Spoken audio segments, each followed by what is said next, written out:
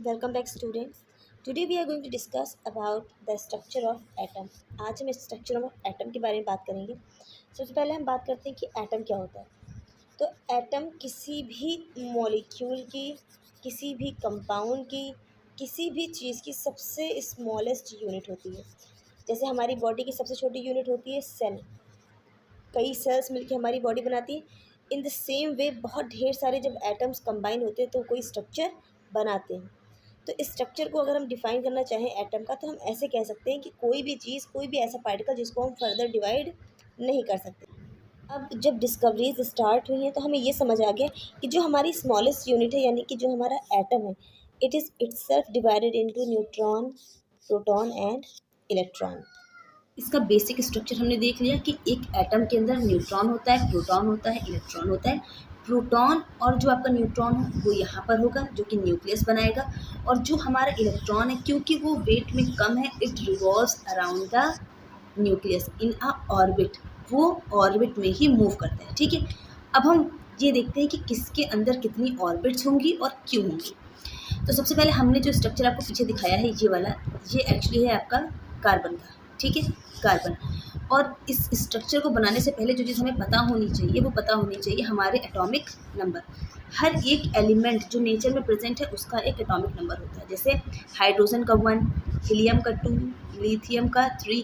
इस तरीके से आपका नियॉन तक होते तो बहुत ढेर सारे, बट मैंने आपको सिर्फ नियॉन तक एक आइडिया दिया है कि किस तरीके से आपके एटॉमिक नंबर होते हैं। तो हमने जो डायग्राम बनाया हुआ था सामने, वो था आपका कार्बन का।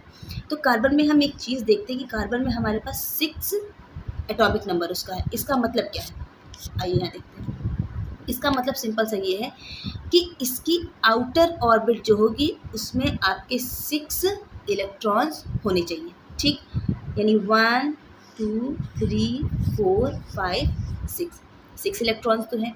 लेकिन आप ये चीज़ देख रहे होगे कि कुछ है जो आपके यहीं पर है, यानी कि पहली ही ऑर्बिट में है, कुछ जो है वो दूसरी ऑर्बिट में है। तो इसको एक्सप्लेन करने के लिए मैं आपको एक छोटा सा एग्जांपल देती हूँ कि जैसे आपके घर में कोई किराएदार रहता है और आपके घर में रहने के लिए पहले वाले फ्लोर पे सिर्फ 2 रूम्स की जगह है, यानी उसमें सिर्फ 2 किराएदार रह सकते हैं। ऊपर वाले फ्लोर पे 8 रह सकते हैं और उससे ऊपर वाले फ्लोर पे और रह सकते हैं। तो ठीक इसी तरीके से जो हमारा एटम होता है उसकी भी एक कैपेसिटी होती है। अगर हम 1, यानी कि जो हमारा एटॉमिक नंबर जैसे कि 1 है, तो जब एटॉमिक नंबर 1 वाला हम एलिमेंट लेंगे तो हमें पता है कि उसका एटॉमिक नंबर सिर्फ 1 है, यानी कि ये हमारा न्यूक्लियस हो जाएगा और यहाँ पर हमारा ऑर्बिट हो जाएगी। और हमें चाहिए तो सिर्फ एक ही इलेक्ट्रॉन, तो वो हम उसको यहाँ पर लगा देंगे। ठीक है, यानी हमारा ये जो हाइड्रोजन का डायग्राम बनेगा वो कुछ ऐसा बनेगा। यहाँ पर हमारा न्यूक्लियस, यानी कि न्यूट्रॉन प्लस प्रोटॉन और एक इलेक्ट्रॉन जो हमारा रिवॉल्व करेगा। ठीक, सिंपल ये उनके लिए जो 1 या 2 एटॉमिक नंबर रखते हैं।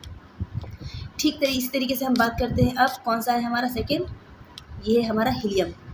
तो हीलियम के अगर हम देखें तो 2 एटॉमिक नंबर है।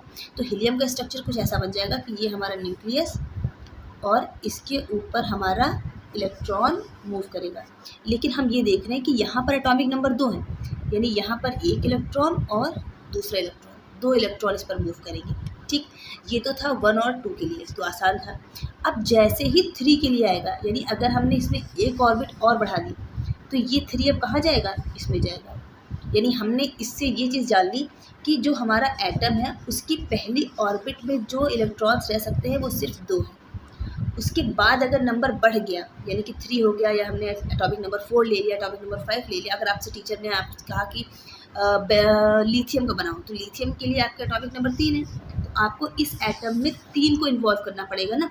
तो इसीलिए हमने क्या किया हुआ है कि सबसे पहले हमने क्या किया, अगर हम लिथियम का बना रहे हैं तो हमारा सबसे पहले बीच में न्यूक्लियस, ये पहली ऑर्बिट और ये दूसरी ऑर्बिट। तो पहली ऑर्बिट में तो 2 आ जाएगी, ठीक है, और जो हमारा तीसरा है वो यहाँ जाएगा। और यहाँ भी कब तक जाएगा, जब तक हमारे दूसरे में 8 नहीं हो जाता। यानी पहली ऑर्बिट में सिर्फ 2 रह सकते हैं, दूसरी ऑर्बिट में 8 रह सकते हैं। जैसे ही 8 से बढ़ेगा हमारा तीसरी ऑर्बिट बन जाएगा। ठीक है, इस तरीके से हमारा एलिमेंट जो है वो बना हुआ होता है।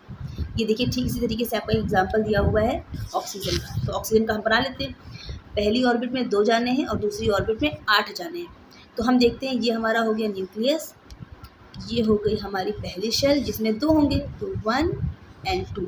अब 8 में से जब 2 माइनस कर देंगे तो यहाँ पे 8 थोड़ा नहीं आएगा, यहाँ पर आएगा 6, यानी आउटर सेल में हमारे कितने होंगे, जो हमारी आउटर सेल बनेगी इसमें हमें 6 देने होंगे। 3 1 2 3। अब हमने देख लिया कि हमारे पास 8 एटॉमिक नंबर था, पूरा काउंट करके देखते हैं क्या 8 है। 2 हमारे नीचे आ चुके हैं फर्स्ट ऑर्बिट में, और 4 यानी 6, 3 4 5 यानी कि टोटल अगर हम देखें तो हमारे 8 एटम्स के जो इलेक्ट्रॉन या प्रोटॉन है वो सारे क्या हैं, आराम से स्टेबल है। तो इस तरीके से हम कोई भी डायग्राम ईजिली बना लेते हैं। सबसे पहले हमें क्या करना होता है, न्यूक्लियस बीच में रखना होता है, यानी कि हमारा प्रोटॉन इलेक्ट्रॉन, उससे हमें कोई खास मतलब नहीं होता है, प्रोटॉन और न्यूट्रॉन सॉरी, उससे कोई मतलब नहीं होता है, हमारा मतलब होता है इलेक्ट्रॉन से। अगर हमारे पास इलेक्ट्रॉन मान लो हमसे हाइड्रोजन का बनाने के लिए कह रहा है तो एटॉमिक नंबर 1 है तो 1 इलेक्ट्रॉन आएगा। हीलियम के लिए कह रहा है एटॉमिक नंबर 2 है, 2 इलेक्ट्रॉन आएंगे। जैसे ही लिथियम आएगा, हमें पता है कि 2 ही रह सकते, तो हमें एक और ऑर्बिट यहाँ पर बनानी पड़ेगी, तो तीसरा यहाँ आ जाएगा। और तब तक यहाँ पर मूव करेगा जब तक इसकी कैपेसिटी यानी कि 8 फिल नहीं हो जाता, और 8 के बाद हम एक नई ऑर्बिट बना दें। So it was all about the structure of atom. If you have any confusion, you can ask me. And if you like this video, don't forget to subscribe, like and share. Thank you.